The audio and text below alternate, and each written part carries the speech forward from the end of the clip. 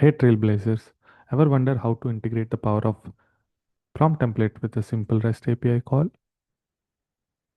In this video, I'll walk you through how to invoke a Salesforce prompt template. No Apex, no flow, just pure API magic. Stick around to see how you can bring the generative AI into your apps with just a few lines of code. Let's get started.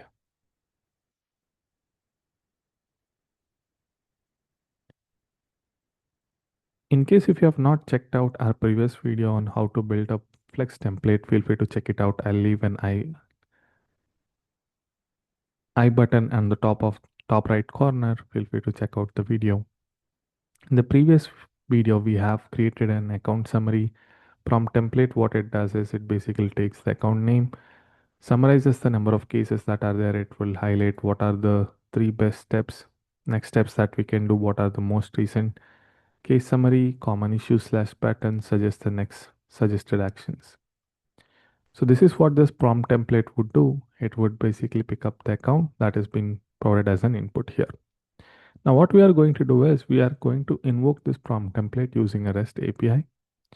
In order to do that, I'm using a workbench. You can pretty much use the Postman or any third-party tool that can connect to Salesforce. I'm just using a workbench so that way I can skip that indication part. In case if you want how to connect a Postman with a Salesforce, feel free to let us know. We will create a separate video for it. So since it is a production org, I'll just select the production as an environment and version as 62. Click on the button, login with Salesforce. So once I'm on this page, I wanted to invoke a REST API call. So I'll go to the utilities and then click on REST Explorer.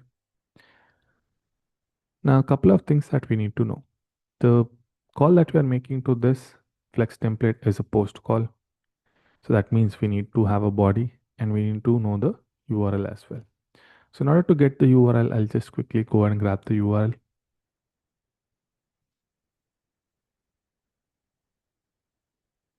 So it goes by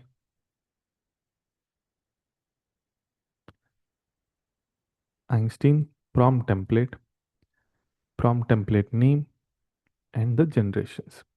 So make sure that you are replacing this prompt template name with your API name of your template.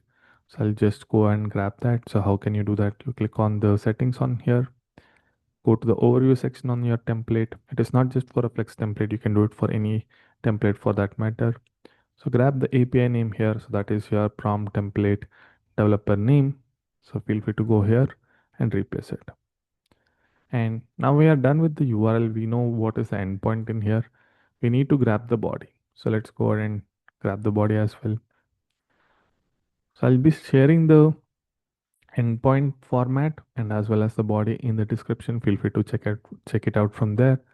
So as of now, what is more important for us is we need to provide the input to our template. So why? Because this template is waiting for an account record.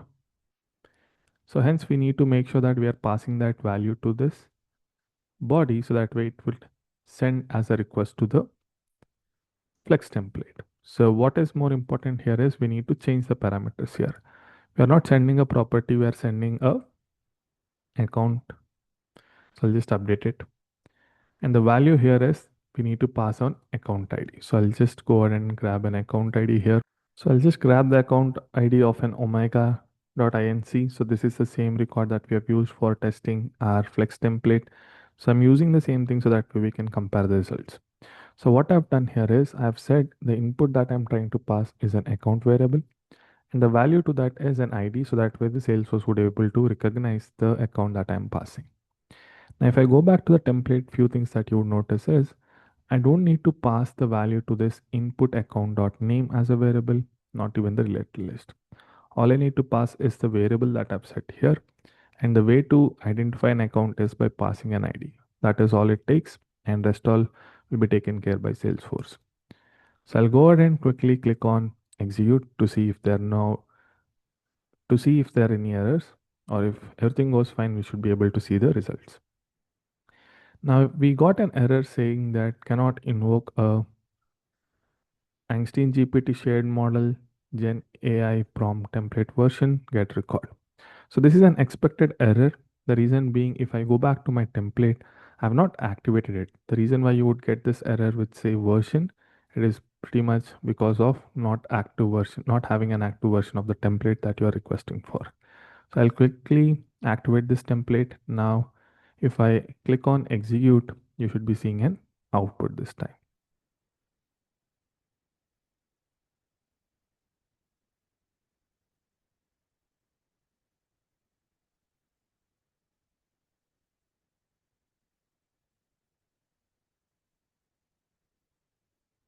So now we got the error. So there was a typo that I have made.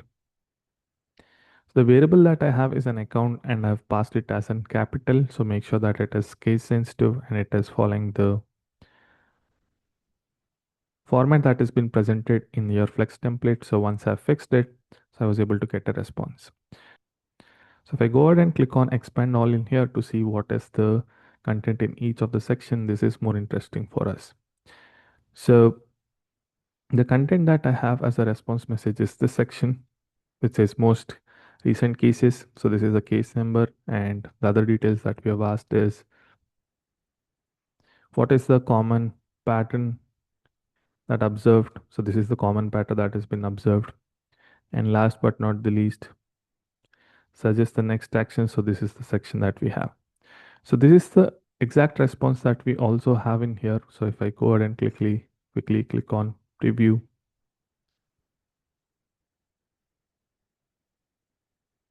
this is the same response that we have seen.